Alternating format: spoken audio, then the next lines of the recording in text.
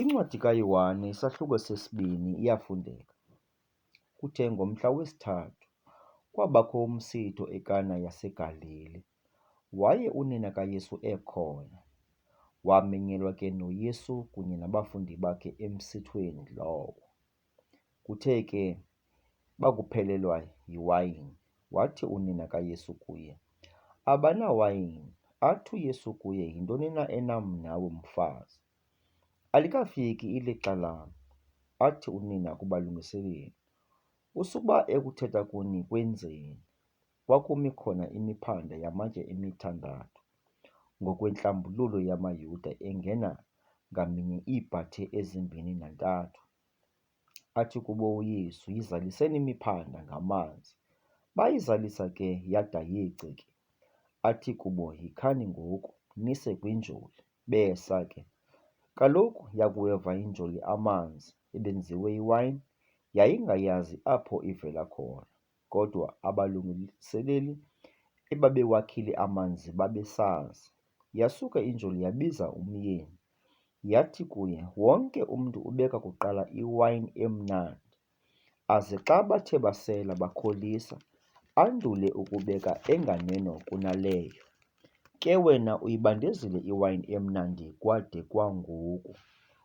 Oku kukuqaleka kwemiqondiso wakwenzayo uYesu eKana yelaseGalili. Wakubonakalisa uzuko lwakhe, kwakholwa kuye abafundi bakhe.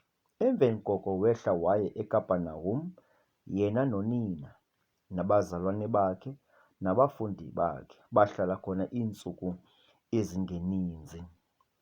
Yayikufuphi ke iPasika yamaYuda.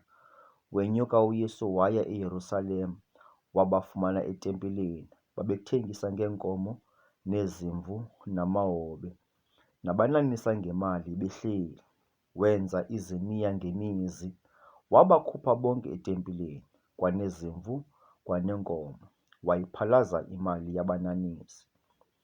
Wazibhukuqa neetafile, wathi nakwabo babethengisa ngamahobe, "Ezi zinto zisuseni apha, musani ukuyenza indlu kaBawo indlu yokuthengisela."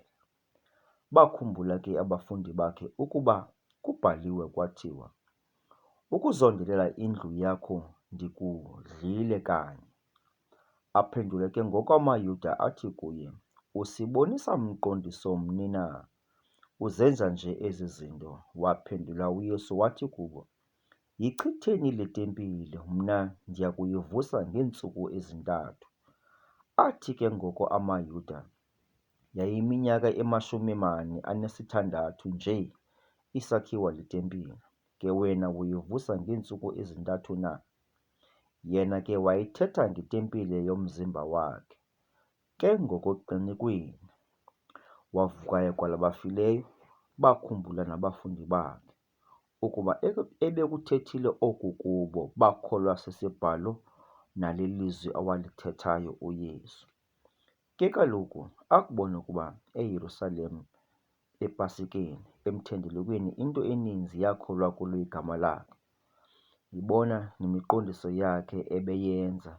Ke yena uYesu akaziyekelanga kubo, ngenxa yokuba ebazi bonke ngokuba bekungafuneki kuye ukuba kungqine bani ngaye, kuba ebekwazi yena okuphakathi komntu.